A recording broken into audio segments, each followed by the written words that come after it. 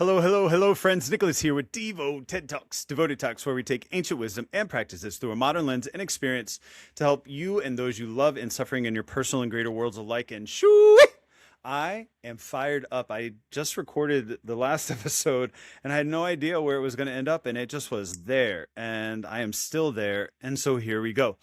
I have been talking and working with clients in the last couple of weeks about this misconception that there's something wrong with them, that they are what other people say they are, and that they have to beat themselves up over the life they've lived, and that for some reason they are here and they have to trudge through to the end as a punishment rather than something to be celebrated, lived, and exalted. And so what I want to address is, one, reminding you, you are not what other people say you are. You are not the things you have done. You are not what other conceptions people have of you. You are that which you are, period. But you are the only one who can understand that, because you are the only one who knows all of you. What other people experience of you is them, not you. Now, I'm not saying that you aren't doing things that hurt other people, but other people being hurt isn't about you. It's about them and their feelings in relation to what they're thinking about what happened. And that doesn't mean that you don't apologize, and that doesn't mean that you don't make things right with them if that is appropriate. But it is to remember that as you're remedying things, that it is about them and not about you, and it does not define you. And that to take that on only diminishes your light rather than allowing you to shine bright in this world. And you are meant to shine bright in this world. We call it enlightenment because you light up the world. One of the reasons why.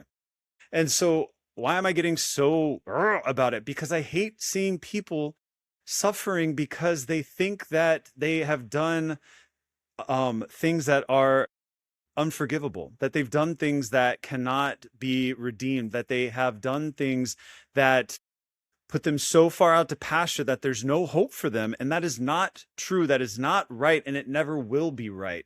You are a unique and beautiful expression of consciousness who is meant to be in the world to deliver your unique characteristics to the world, because that is going to make the world more than what it was previously. And that is why you exist now. You are in the leading edge of consciousness, manifesting the world through your wants and desires, your likes and dislikes, and knowing that it is something that you desire, right? That is very Abrahamic, like Abraham Hicks. You are, through knowing what you don't want, deciding what you do want, and throwing it out to the universe to help it get to be more than what it was.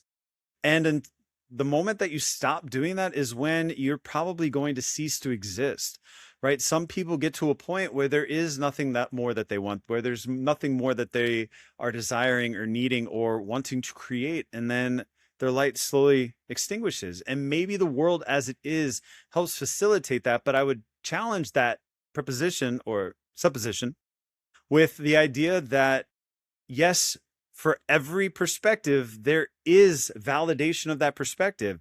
And so if you start to think that you are not good, you're going to get validation in different ways that you aren't good. And that's not true. You may not be good to that person. You may not be good in that situation. You may not be good in that moment that we are reflecting on. But if we take you in a greater context, then what does that say?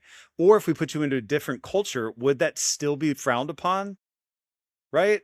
Like, what context are we measuring ourselves from? Now, if you measure yourself from a religion and that's how you understand the world, okay, cool. That puts a lot of limitations and sometimes dogmatic fundamentals that are going to influence these answers.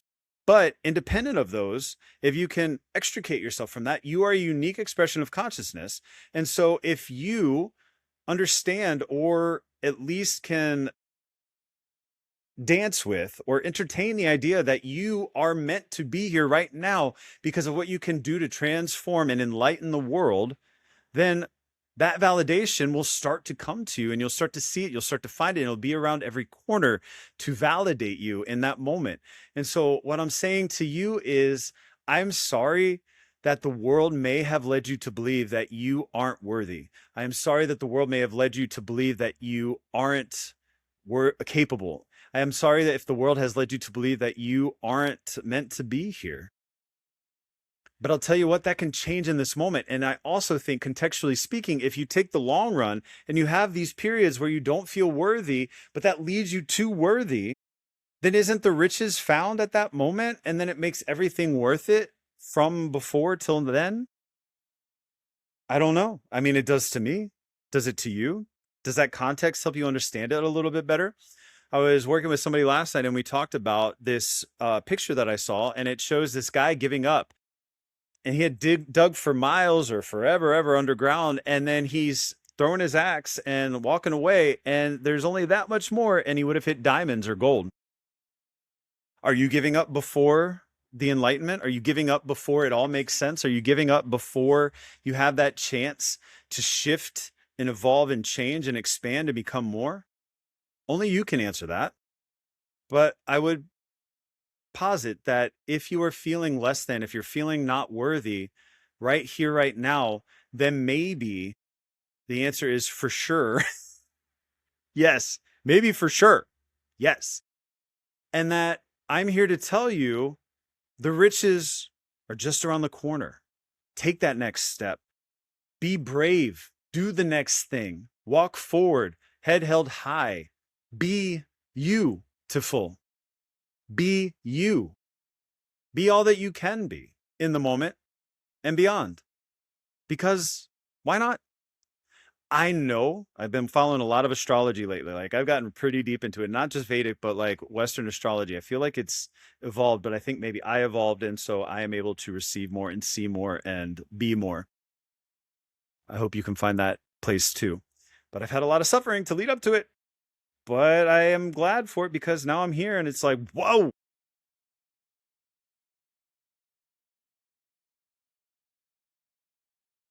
You are a beautiful and fiercely made creation that is meant to change the world in your own way. And even if you don't understand the way that you're changing the world, you're still doing it. Sometimes you're not meant to know. Sometimes you are meant to be embodied. Some people take their gift and become arrogant with it. So are they still any good? Well, it depends on what you think about arrogance, right? Because if I look at an arrogant person and I become a better person because of viewing that arrogance, then they served a purpose that made me better. So is it wrong? I don't know. I just know that I avoid people that rub me the wrong way because it will not let me be my highest level of self. I avoid situations or try to exit situations that prevent me from being my highest self because that's what I want to be in the world. And sometimes it's a learning curve and I have to stumble before I get my feet under me. Do you resonate with that? Do you understand what I'm saying? Can you feel that? I know you can. That's why you're here. That's why you're listening. So my friends, ride the wave. Life goes up and down. And if you've been feeling less than, maybe you are just inches away from your treasure. Maybe all of these stumbles and falls, I used to say I used to run headlong into brick walls. All of those brick walls brought me to here and now. And I own this beautiful yoga studio that it makes me very emotional, that I get to watch people transform and I get to help people see how beautiful and special they are. And they are. You are. And if I hadn't run that many times into the brick wall, I wouldn't be here right now. I wouldn't be in this space and I wouldn't be making this video right now. And so my friends, remember, this too shall pass, for better or for worse, for good or bad. But also remember to be well and be free.